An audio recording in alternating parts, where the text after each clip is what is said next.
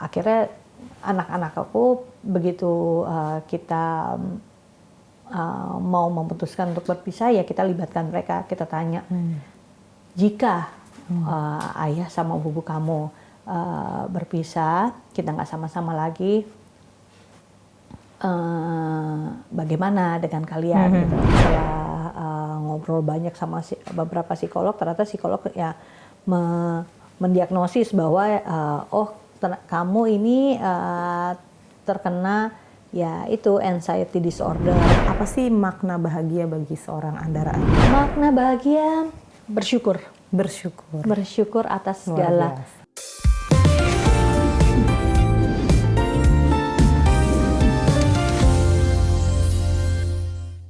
Halo ladies, welcome to Perspektif bareng gue Fitri Ramadhani. Di episode kali ini kita bakal ngobrol dengan sosok perempuan yang dulu dikenal sebagai artis, pemain film dan juga presenter musik ternama. Dan hari ini dia akan bercerita tentang fase hidup yang dilaluinya dan ternyata tidak mudah. Mulai dari perceraian, anxiety, sampai akhirnya pelan-pelan bangkit dan mulai berdamai dengan dirinya sendiri. Dan ini dia sudah hadir di studio, Mbak Andara Early. Hai. Terima kasih sudah hadir. Terima kasih juga Mbak Fitri Ramadhani. Kayaknya waktu itu mungkin lahirnya di bulan Ramadan dan mendekati Idul Fitrinya. Besoknya Idul Fitri. Pas Waduh, banget. harusnya namanya takbiran ya. Oh, iya. Fitri takbiran Ramadhani harusnya. Untuk perempuan jadi Fitri, tadinya mau takbir Ramadhani. Tadinya mau takbir Ramadhani, cuma karena perempuan ya udah Fitri ya kan. Dibahas loh. Ya, dibahas dulu nih kita ya. Gimana Mbak Andara kabarnya? Sehat. Oke, sibuk apa sekarang? Sibuk, masih sama seperti kemarin, ngurusin anak. Ngurus anak. Kabarnya juga lagi ini ya, iseng-iseng jualan-jualan cemilan gitu. Lagi iseng-iseng aja, iseng-iseng berhadiah. Iseng-iseng gitu. berhadiah Bener, ya. Bener. Oke, harusnya tadi dibawa nih biar kita nyicip ya. Hujan-hujan kan. Aku takut pada nambah soalnya jadinya. Iya. Nanti jadi malah nggak fokus kerja. Ya benar ya, makan. Makan terus. Oke, Mbak Andara, ini kan kalau kita lihat kan awal 2026 ada fase di kehidupannya Mbak Andara Early di mana mengumumkan bahwa sudah bercerai setelah 14 tahun ya. Betul. Menjalani bahtera pernikahan. Nah, kenapa nih akhirnya Mbak Andara memutuskan untuk bercerai dan apa sih penyebabnya gitu loh? Kalau memutuskan bercerai pastinya ada, nggak mungkin ada asap kalau nggak ada apinya gitu. Betul. Ya gitu. Jadi pasti ada penyebab ya. Betul, ada penyebabnya. Ini di dalam rumah tangga itu kan pastinya ada banyak masalah ya Mbak ya. Tapi bagaimana kita bisa untuk mencoba mencari solusi dari setiap permasalahan apapun gitu ya. Mau yang simple, kecil gitu ya, atau yang besar sekalipun, itu pokoknya kita harus cari solusinya semua sama-sama gitu. Tapi ternyata ada hal-hal yang akhirnya bikin aku sama Bugi itu kita nggak ketemu-temu terus itu. Perbedaan pandangan atau perbedaan gimana? Mungkin bisa dikatakan prinsip ya akhirnya. Prinsip, oke. Prinsip. Jadi daripada ini akan jadi snowballing gitu ya, makin besar dan kayaknya kita malah jadinya nggak sehat gitu rumah tangganya. Akhirnya ya setelah perjalanan panjang ya kita memutuskan untuk karena kita melihat ke depannya ya, karena masih banyak hal yang harus kita benahi kita jalanin ke depannya, karena kan kita punya anak di sini ya. Jadi kan relationship kita nggak mungkin keputus sampai situ aja. Kita akan seumur hidup nih gitu, sampai selama anaknya ada dan tumbuh berkembang. Kita tetap akan terkoneksi satu sama lain gitu. Jadi akhirnya aku sama Bugi memutuskan untuk yang ya udah memang ini yang terbaik untuk kita sebagai pasangan suami istri. Gitu. Itu udah keputusan bersama berarti. Keputusan bersama. Walaupun dan kita awalnya, putusannya kita putuskan dengan kondisi ya kepala dingin gitu, dingin, bukan yang pada saat kita lagi emosi atau pada saat masalah yang lagi puncak-puncaknya atau apa kita putuskan saat itu juga enggak. Ini udah akumulasi sebenarnya. Sudah akumulasi persoalan-persoalan lama. Betul. Berarti ya. Tapi memang pas tahu ada perceraian Mbak Andara ini memang terkesan adem sih. Biasanya kalau artis gitu mau cerai aja tuh udah banyak sekali drama-drama. Ini kok adem ayem, ternyata memang udah dibicarakan. Betul. Walaupun awalnya mungkin dibicarakan untuk mencari solusi tapi nggak ketemu. Betul. Akhirnya udah. Nah, kalau anak-anak sendiri gimana tuh? Anak-anak Kan sudah ada yang iya, remaja juga. Anakku kan ada Magali itu udah 20 tahun, terus Gamila 10 tahun.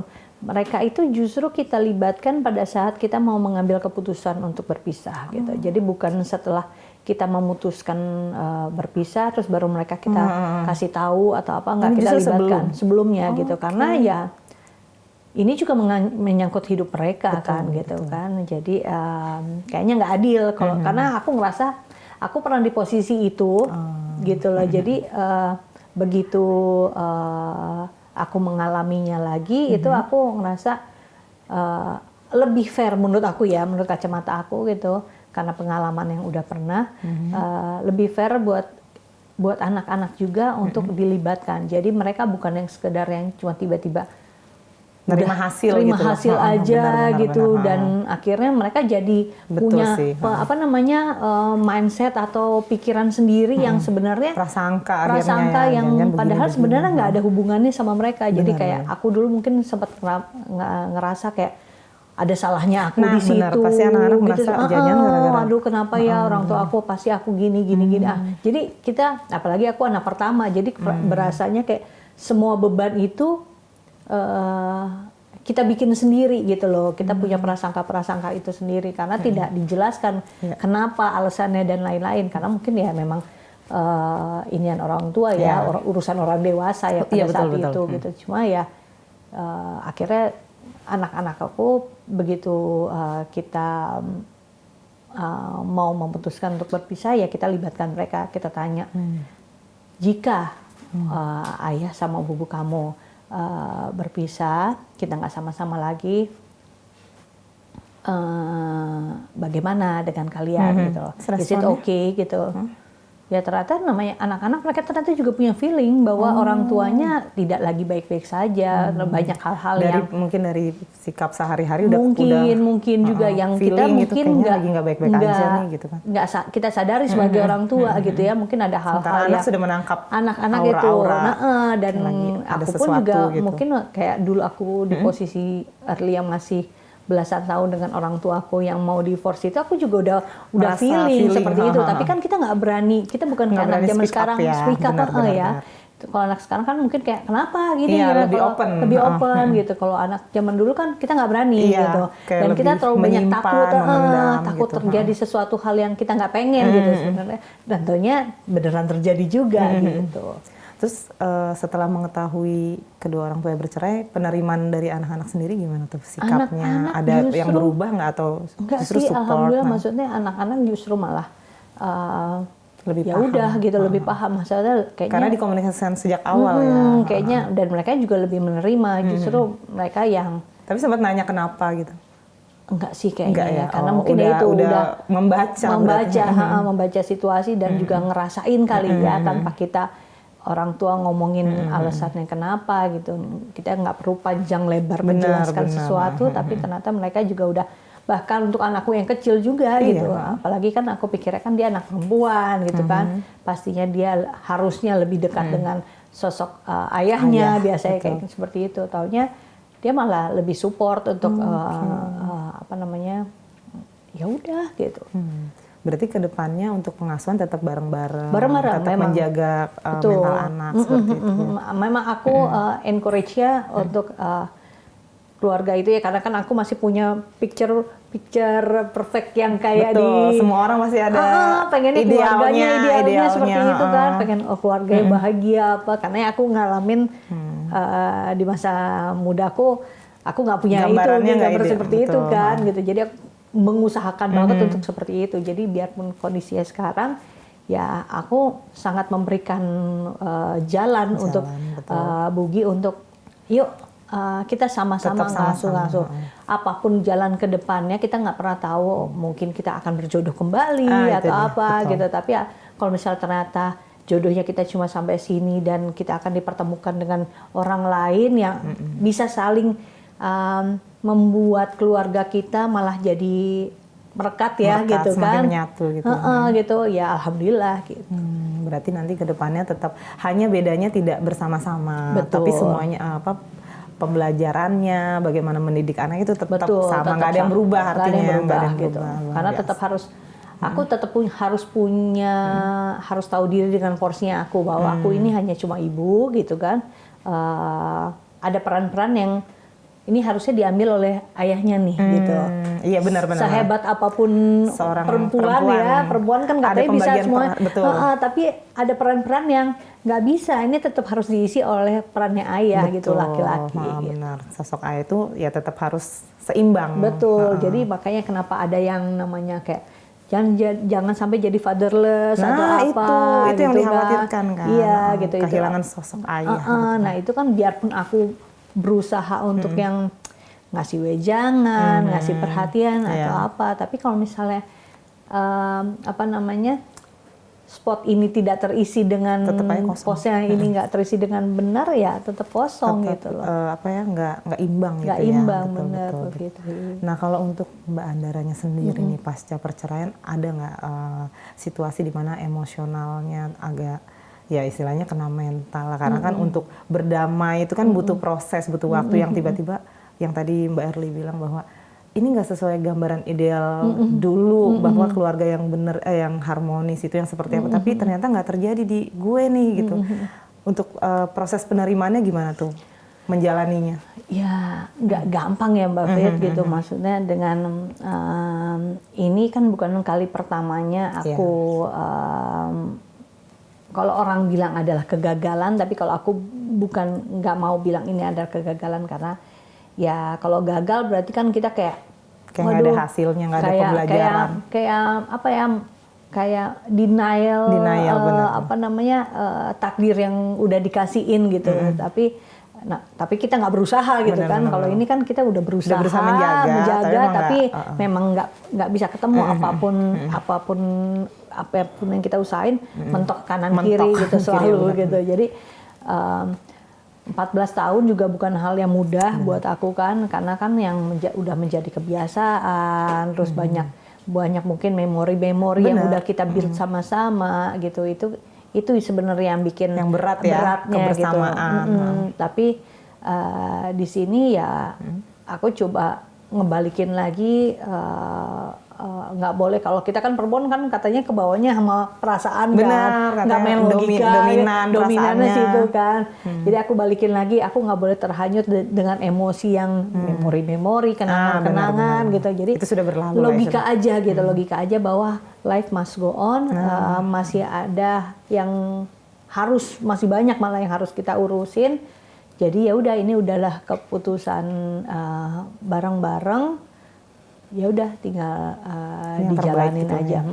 Pasti sedihnya pasti ada. Pastilah. Karena itu bukan menghilangkan ya, cuma mengurangi rasa yang udah menjadi kenangan-kenangan itu, kebiasaan-kebiasaan itu yang susah gitu. Yang misalnya tiap pagi bikin sarapan, ya kan, ngobrol, apa-apa diobrolin bareng.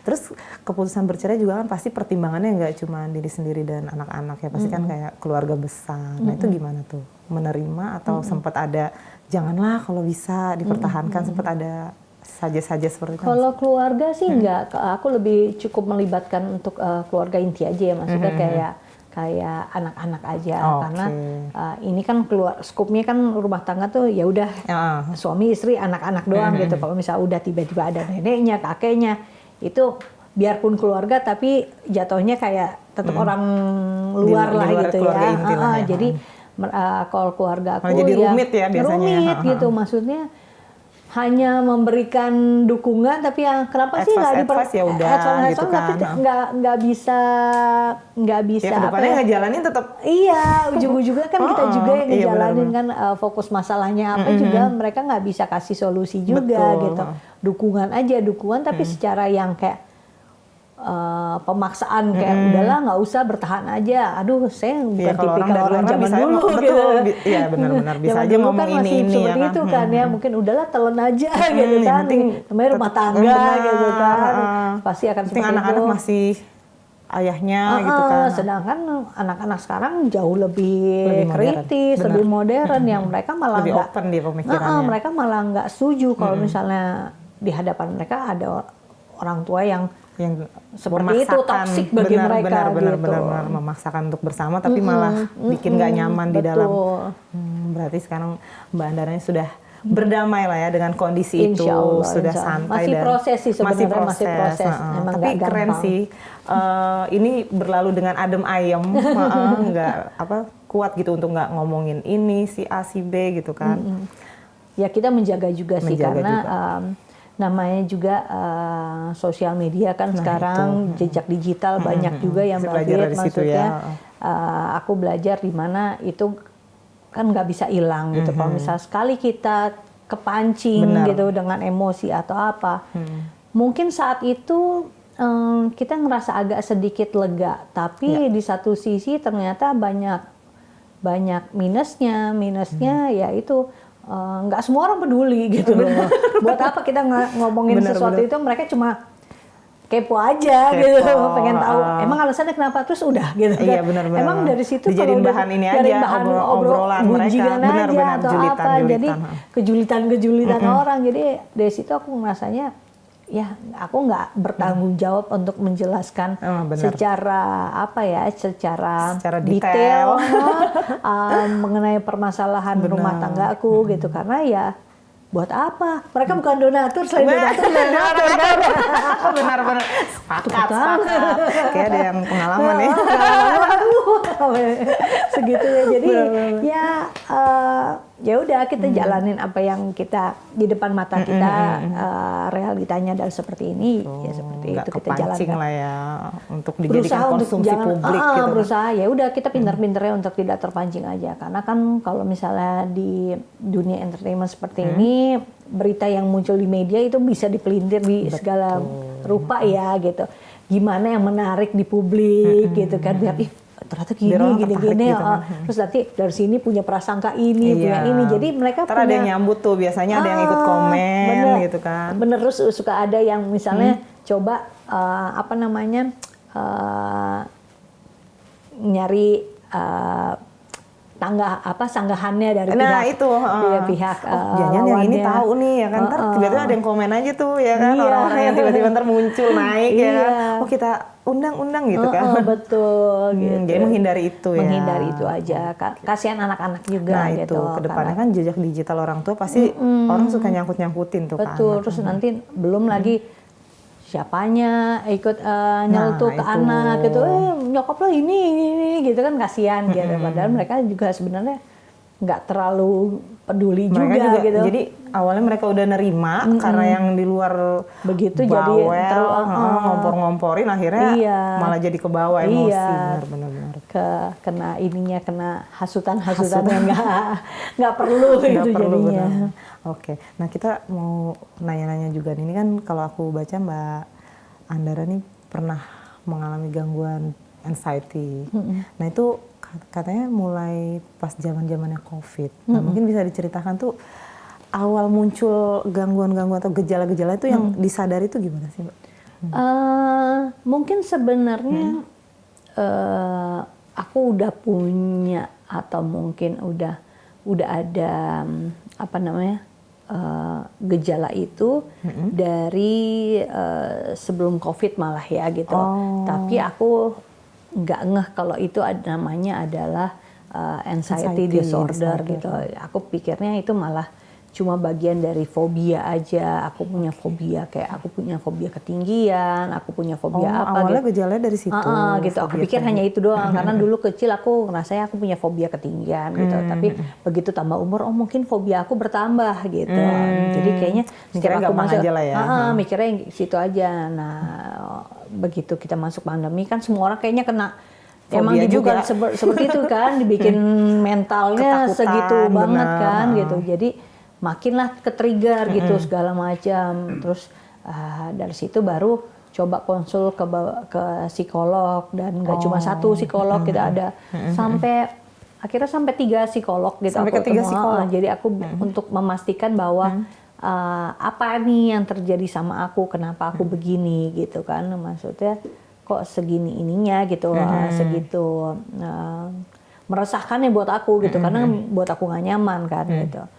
Terus akhirnya baru setelah konsultasi, setelah ngobrol banyak sama beberapa psikolog, ternyata psikolog ya mendiagnosis bahwa kamu ini terkena ya itu anxiety disorder gitu. Tapi mungkin kategorinya sudah sempat agak tinggi, maksudnya tinggi tuh dalam artian ada psikosomatisnya juga gitu. Tapi alhamdulillah in other way aku juga healing sendiri. Oh, setelah divonis anxiety itu healing sendiri atau sebelum? Sebenarnya sambil jalan sambil jalan gitu. Jadi karena kan aku ketemu beberapa psikolog nih. Pertemuan satu mau nggak mau kita ngedescribe apa yang kita rasakan, bla bla bla bla bla. Belum ketemu solusi kan? Apa nih? Kenapa gitu? Belum terdetek. Belum terdetek, mungkin udah ada gitu. Tapi maksudnya belum kayak solusinya harus ngapain ya gitu kan? Belum ada di situ. Kayak aduh, harus berapa kali pertemuan nih, lumayan kan, budget juga kan di situ kan. Wah ini kalau konsultasi ke psikolog ini nggak di reimburse kantor nih, nggak bisa nih, apaan reimburse kantor begini kan, ini bukan bagian dari ini kesehatan gitu ya. Ini kayaknya padahal beda kesehatan nih, mental ya. Kesehatan mental kan.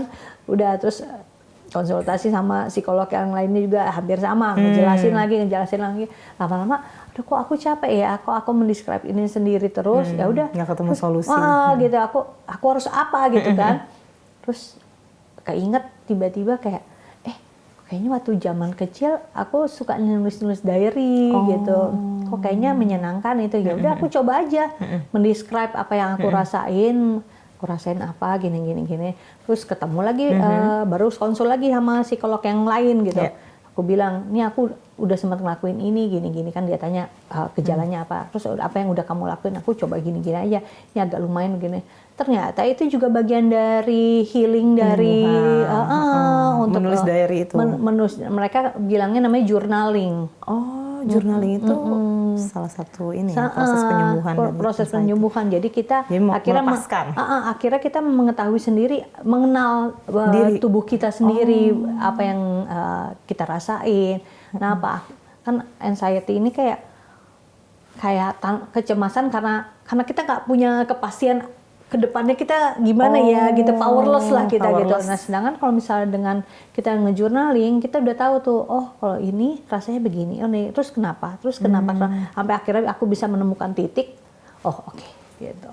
Gitu. Kayak naik ke gedung ini aja gitu, kayak tadi kan, dari ke 1 ke 9 itu aku gitu. Kayak ada was-was gitu? Ada was-was, makanya untuk Mbak Fitri ngajak kita ngobrol, jadi aku nggak terlalu, aku was-was, itu aku kayak gini. Ini berapa detik ya? Jadi itu aku ngitung. Oh, itu dirasain banget ya? Kalau kita kan santai aja ya? Santai aja, bener. Kalau nggak ada kenapa. Aku ngitung, aku kayak, oke. Kayak kecemasan yang muncul sendiri gitu. Dan triggernya itu bisa macam-macam. Ada saatnya bisa oke, ada saatnya bisa, nggak kenapa-napa. Tapi ada saatnya bisa, wah panik banget bisa. Gitu. Kalau pas lagi kumat-kumatnya tuh kayak gimana tuh biasanya? Ada ciri-ciri fisiknya juga nggak sih, sampai keluar keringat? Paling keringat dingin, di tangan tuh udah mulai lembab-lembab gitu. Terus kayak rasanya kayak deg-degan gitu, kayak napasnya kayak pendek-pendek. Ya untuk ininya sih kayak gitu. Tapi pernah sampai yang salah satu psikolog bilang, aku sempat sampai psikosomatis itu pas zaman pandemi, karena aku sempat sampai yang nangis gitu loh. Nangis sendiri gitu? Nangis sendiri. Bisa tiba-tiba nangis sendiri? Bisa, sampai gemeter gitu. Terus bingung kayak kenapa? Nah itu makanya aku di situ ke psikolog gitu. Dan psikolog emang bilang maksudnya cara yang paling ampuh untuk bisa berdamai dengan si anxiety disorder ini adalah kamu butuh support system gitu loh. Gak bisa ini sendiri, sedangkan aku nge-healing sendiri nih gitu kan. Benar. Aku butuh, kan kalau keluarga tuh kan kayak kenapa sih lebay banget gitu. Iya, Nah, biasanya kan kalau orang-orang sekarang ada yang ngeluh dikit di ini dibilang lebay lu nggak banget, bersyukur, drama banget, drama coba deh banget, terus adu zikir mekanik, gini, ada yang lebih sedih, ada yang lebih langsung gitu. malah ditambah-tambahin cerita. Wah, pokoknya kita nggak bisa dikasih sesuatu yang kayaknya ditakut-takutin, Iya, betul. sesuatu yang negatif atau apa gitu, nggak bisa tuh. Karena itu bisa men-trigger. Berarti bisa dibilang belum hilang sepenuhnya. Belum hilang sebelumnya. Jadi masih kadang-kadang muncul kayak tadi naik lift gitu. Jadi ya jalan satu-satunya yang udah emang aku harus berdamai dengan situasi ini, karena ya begitu muncul si gejala ini itu ya aku punya ini aja, ini tidak selamanya, maksudnya langsung balikin lagi ke diri gitu. Sendiri ya. Oke, ini paling cuma berlangsung berapa menit, abis itu nanti akan kalem lagi. Ya udah, akhirnya aku cuma sugesti diri sendiri. Dalam berapa menit itu ya udah aku berdamai dengan udah oke. Pasrah untuk yang rasa deg-degannya udah aku terima, rasa ini. Nanti abis itu udah tenang dia lagi. mereda lagi.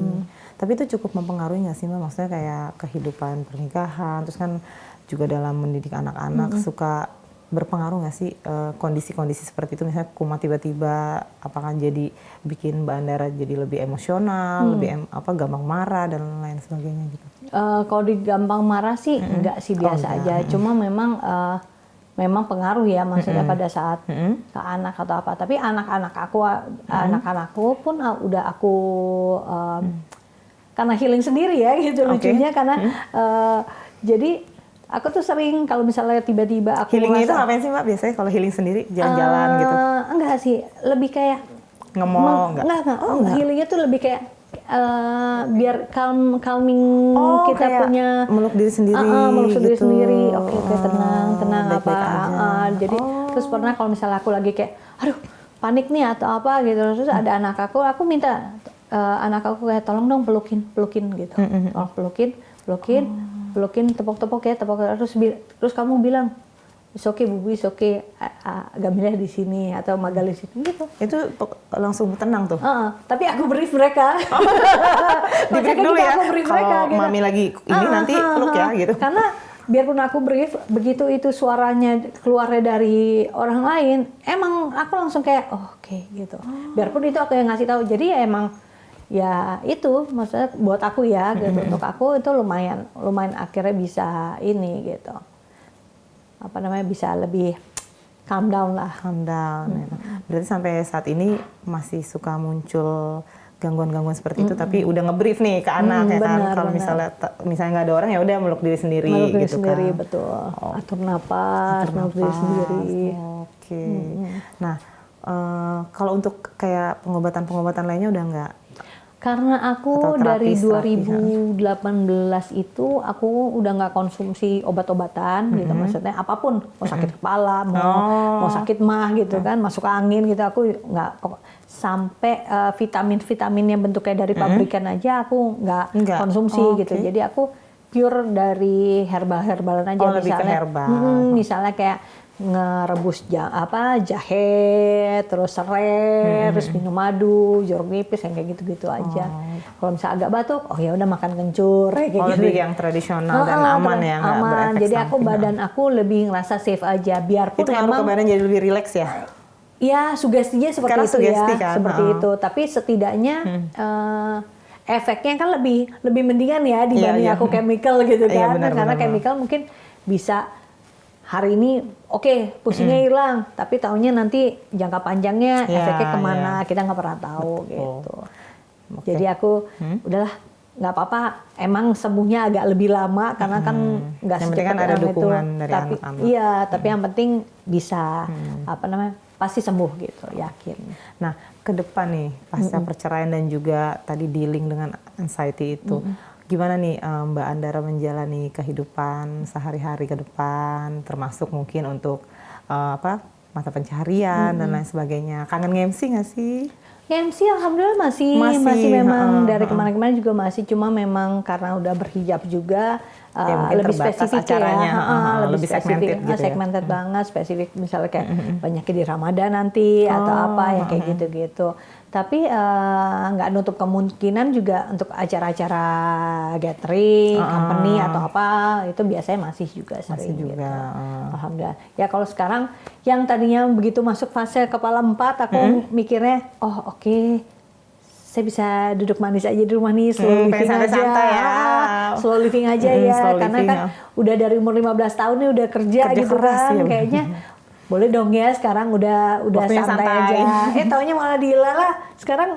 Ayo harus kerja lagi nih. Ya udahlah kita nikmatin aja. Memang siapa tahu rezekinya di situ. Ya karena mungkin juga masih passionnya ya. Passion gitu. dong tetap. Kalau kita kerja karena passion kan itu memang nggak bisa hilang ya gitu. Benar. Mau gimana pun gitu kan tetap terpanggil Pasti kangen. gitu. Pasti kangen gitu. Jadi ya udah gitu. Anggap aja healing aja. Juga kan. Betul gitu. Oke. Nah gimana Mbak Andara memandang sebuah self love terhadap diri Mbak Andara sendiri? Self love itu mungkin ya ini sekarang akhirnya setelah 46 tahun ya gitu, 46 mungkin akhirnya saat inilah waktunya aku untuk menerapkan self love, karena mungkin selama ini aku ngerasanya mungkin ini saya menerapkan self love tapi ternyata belum gitu loh.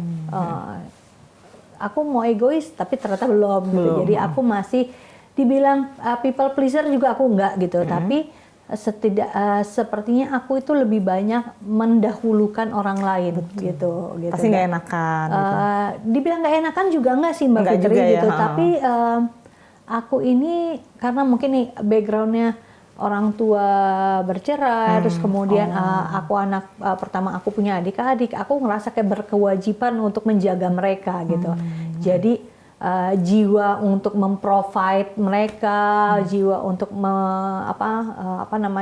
melindungi mereka, betul. itu kayak itu tanggung jawab gue. Gitu padahal sebenarnya orang tua mungkin nggak minta gitu kan, gitu nggak pernah minta, tapi aku kayak ngerasa aku harus seperti ini, terpancing. Jadi itu yang aku lakukan secara tidak sadar ke seluruh lingkungan aku gitu, dan itu akhirnya pas kesini-sini kayaknya kok buat orang lain terus ya, kapan ke diri sendirinya. Makanya akhirnya salah satu alasan juga mau memutuskan untuk berpisah itu alasannya juga itu, karena ya aku harus sayang sama diri aku sendiri, karena ya dengan teguran aku dapat anxiety ini aja berarti kan suatu warning gitu. Betul. Kan bahwa hey, waktunya lo untuk mengutamakan diri sendiri. Berarti dulu pernah nih. merasa kehilangan diri sendiri nggak sih pada masa-masa lalu? Nah gitu? itu mungkin sekarang aku perlu mencari juga ya sebenarnya aku tuh sebenarnya maunya apa, aku tuh orangnya seperti apa gitu kan, karena ya udah 30 tahun lebih ya udah karakternya udah terbentuk gitu kan, terbentuk yang seperti itu, padahal harusnya bukan gitu. Jadi untuk hidup ke depannya ya aku harus lebih realistis aja bahwa hidup itu nggak selalu aku yang harus menopang itu semua. Bisa loh dibagi sama orang lain, bisa loh. Kita kan perempuan gitu kan, udahlah bersandar dulu aja nih sekarang gitu, jangan berusaha untuk menjadi tiang kuat, terus betul. Gitu. Sekarang waktunya untuk bersandar aja, karena ya kalau wanita itu kan tulang rusuk ya gitu, bukan tulang punggung ya. Gitu. Seperti itu sih Mbak Fit. Nah mungkin Mbak Andara ada pesan ya buat para ladies yang saat ini menonton, yang mungkin diam-diam mengalami hal yang sama, mengalami gangguan mental health yang sama, tapi tidak berani speak up, tidak berani menunjukkannya karena nanti dibilang lemah dan lain sebagainya. Apa nih yang mau Mbak Andara sampaikan? Mungkin buat para ladies, nggak hanya ladies, tapi ini mungkin berlaku semuanya juga. Betul. Ya. Sebenarnya awareness soal kalau kita ternyata ada sesuatu yang salah di diri kita gitu, misalnya kayak ternyata punya anxiety atau apa, coba konsul dulu sama yang ahlinya Ahli, gitu ya. Kalau memang ternyata benar kayak aku merasa ada yang salah nih sama diri aku, akhirnya aku Kalau udah konsul. mulai merasa ada yang aneh gitu. Konsul dan ternyata benar kan ada diagnosisnya keluar seperti itu. Baru dari situ harus punya keinginan untuk saya harus sembuh. Harus bisa sembuh. Dari diri sendiri tuh ya keinginan. Karena kalau banyak orang-orang yang punya anxiety itu, terus mereka akhirnya bergantung sama obat ke psikiater, bergantung sama obat. Jadi siap apa-apa, aduh pengennya diurusin karena kan mungkin punya support system yang kayak ngurusin ya, begitu anxiety-nya kumat. Tapi mereka hanya bergantung pada obat aja gitu, nggak punya keinginan untuk sembuh gitu, untuk sembuh. Oh bisa nih dilawan, bisa nih gini-gini. Jadi udah keenakan mungkin dirawat, ada yang ngejagain, ada yang ngemong, ada yang ngemanjain, gitu. Begitu sakit ada yang ada yang nyuapin, ada apa gitu. Tapi nggak berani keluar dari situasi itu. Nggak berani keluar dari situ. Jadi kayak playing victim aja gitu kan. Nah itu jangan gitu, karena itu akan semakin menggerogoti dan kita nggak tahu triggernya nanti akan berimpact apa kepada orang lainnya itu gitu. Oke, terakhir. Apa sih makna bahagia bagi seorang Andara Early setelah fase perjalanan hidup yang cukup panjang dan berliku? Makna bahagia bersyukur. Bersyukur atas segala. Luar biasa, merinding. Merinding kayak gitu ya. Jadi bersyukur atas segala fase kehidupan aja gitu. Mau kita senang, mau kita sedih gitu. Jadi bersyukur karena semua yang dijalani ya. Kita harus melihatnya dari kacamata Tuhan ya, gitu. Maksudnya jangan kita ngeliat dari kacamata manusia. Kalau kacamata manusia, selalu kurang. Kayaknya kurang mulu kan. Wah enak ya, kayaknya cepet banget dapat duitnya segitu gini. Aduh kita kerja siang malam bagai kuda, tapi dapetnya cuma berapa gitu kan. Udah kita ngeliat dari kacamata Allah aja gitu, karena semuanya sama gitu kan. Mau seneng, mau sedih, itu semua gift gitu kan. Gitu. Jadi syukuri aja apa yang kita punya hari ini. Rezekinya apa? Rezeki itu kan nggak cuma nominal uangnya kita terima, tapi ketemu orang baru seperti ini. Oh happy loh. Pelajaran baru. Ada energi yang baik gitu kan. Atau mungkin punya teman-teman di sekitar yang masih support, atau mungkin keluarga yang support. Jadi rezeki itu bisa datangnya dari mana aja dan emang kita harus syukuri aja. Gitu. Termasuk mungkin kesehatan, dari dari kondisi-kondisi yang sepertinya tidak menyenangkan ternyata ada pelajarannya. Pasti gitu ya. Karena selalu there's always a good side in bad side kan. Jadi aku sih mikirnya oke, ini sekarang kalau misal orang kan bilangnya, wah, kalau misal ngeliat komen-komen netizen di sosial media kan, wah itu lagi miskin gini gitu, julid-julid gitu. Terus aku kayak, alhamdulillah aku tidak pernah merasa, aku baca gitu. Tapi aku merasa kayak, kalau aku terpuruk terus termakan hama kata-kata mereka kan gitu kan, juga, kan? Iya gitu. Aku jadi kayak, ya itu kayak nggak bersyukur gitu kan. Oh, alhamdulillah. Biarpun misalnya di rekening misalnya lagi benar-benar kosong nih gitu, pernah aku ada di masa itu. Nah, tapi ya aku tidak merasa miskin Mbak, gitu. Maksudnya miskin secara yang kayak, aduh gila gue miskin secara harta gini. Gitu ya. Secara harta, karena aku ngerasanya, oh Allah masih kasih aku nafas hari ini, aku masih bisa bersyukur, aku masih bisa masih bisa ngelakuin kegiatan yang lain, misalnya kayak aku masih bisa sholat, jadi ya kita harus bersyukur aja. Terus oh ya nggak punya duit, tapi di depan rumahku ada pohon ini nih, pohon pepaya, daun pepaya, ya udah kita petik aja, aku masak dari situ gitu. Jadi ya apa ya, dibuat ya kita harus bersyukur aja, dan dari situ have fun mungkin. Iya, setelah itu ya kita ngerasain kita happy gitu di situ. Luar biasa perjalanan hidupnya, benar-benar sudah berdamai ya. Amin, insya Allah. Oke ladies, memang butuh keberanian untuk keluar dari situasi yang tidak menyenangkan, dan dari Andara Early banyak sekali pelajaran yang bisa kita ambil, karena pada akhirnya apapun keadaan yang kita hadapi, semua akan baik-baik aja. Amin. Selama kita berani untuk menerima kondisi. Saksikan terus Perspektif setiap hari Sabtu jam 6 sore. Sampai jumpa.